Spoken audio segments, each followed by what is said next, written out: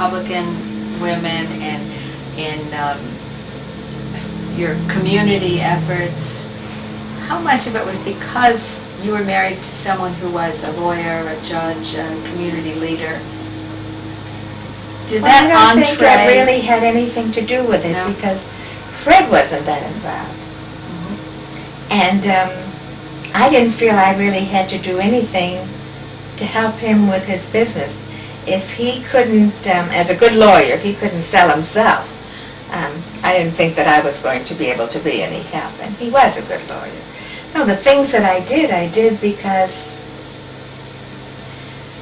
they were things that needed to be done in the community, and I had the energy. I seemed to have the time, and the people that I worked with were so much fun to work with them, and then to accomplish things.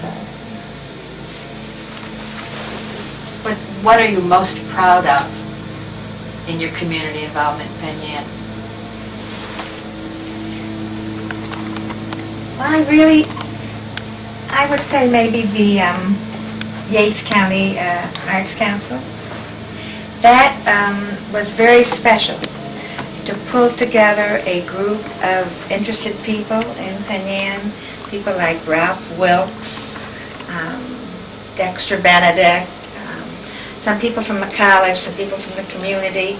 We knew we had to have a balance of consumers and providers. And then to get the funding, we had to become incorporated. And so even though I don't consider myself an artist, I consider myself an appreciator of art in many forms. I thought this was an important thing for our community. And I think one of the most exciting things now is the fact that there is a building, which we didn't have in the beginning.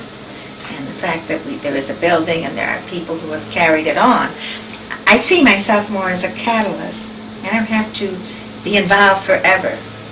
Sometimes just getting things started and opening doors is more help than doing all the volunteer work that you have to do afterwards. And it's more valuable than making them depend on the person who starts it until they burn out, and then there's no one to carry on. Yeah, the effort is lost. I tried very hard in almost anything I did not to be the only person who could do it. Because if you are, it's going to die. If you die, it dies. So you need to surround yourself with interesting people to get it going to begin with, interested people to get it going to begin with, and then motivate them and eventually back out so that you don't have that total responsibility. Even though you've been living in Penn Yan all these years, and we know Penn Yan isn't on the main road to anywhere, you've never stayed within Penn Yan with your efforts. You went places in order to accomplish what you've told us about already, but I'm looking at way back 1961, delegate to the White House Conference on Aging. How did you get involved in that? Through AAUW. One of the first projects I did for AAUW was a panel on aging. And it came about because my grandmother and my grandfather had gotten to a point where they couldn't live alone. And so one of them was living with my mother and one was living with my aunt. And I could see what was happening, what the effect of having someone moving in the family was doing to my family and to my aunt's family. And I thought there needs to be something, there needs to be planning, because people are living longer. The word geriatrics was just coming into vogue. This would have been about 1955. And so I thought it would be a good idea to have a panel. And so I set it up. It was one of our many AAUW programs. And it caught the attention of the state AAUW.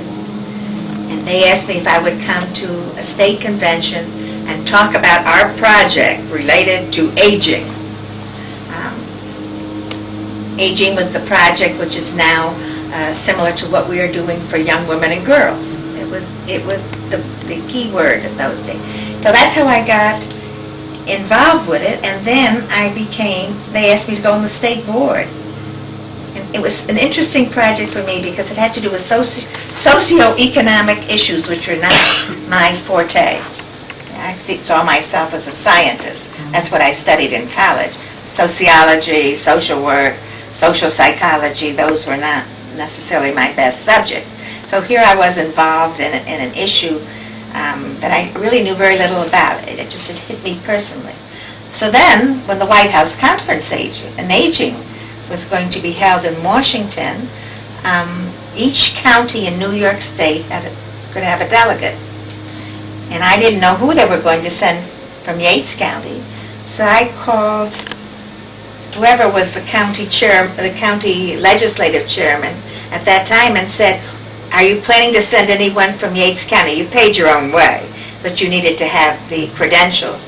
And they really hadn't given it much thought at all, but if I wanted to go, I could go. And so I became a delegate.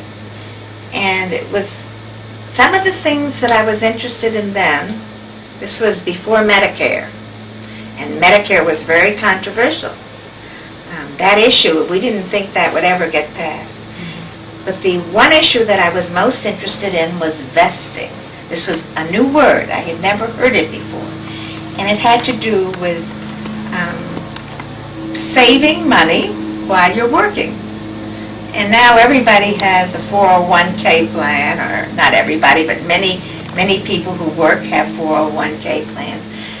And at that time I thought, why can't, if you have a company that's paying for you why can't you transfer it when you move? Well, that was unheard of. And now, in 2001, that is a big issue that's being considered. Moving your investments as you move from job to job. So I sometimes think I was ahead of my time. You sure were.